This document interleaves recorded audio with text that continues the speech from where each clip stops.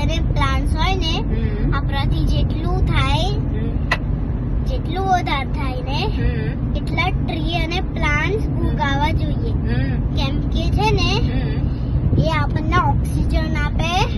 અને fresh air આપે fresh air ને છે ને ઓક્સિજન કહેવાય તો જે ગાડીનો ટ્રકનો અને જે હોય ને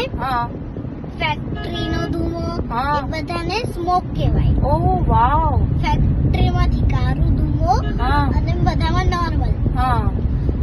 ઓકે તો આપણને ટ્રીઝ અને પ્લાન્ટ્સ ઉગાવવા જોઈએ અને એમને રોજ પાણી ડાલવું પડે તો જે મોટા થાય પછી જે એર હોય ને સ્મોક ધુમો કારનો ધુમો ફેક્ટરીનો ધુમો એને સ્મોક કહેવાય તો જે ટ્રીઝ અને પ્લાન્ટ્સ હોય ને એ ઇન્હેલ કરે અને આપણને ફ્રેશ એર આવે એને ઓક્સિજન કહેવાય એમાં જે હોલ્સ હોય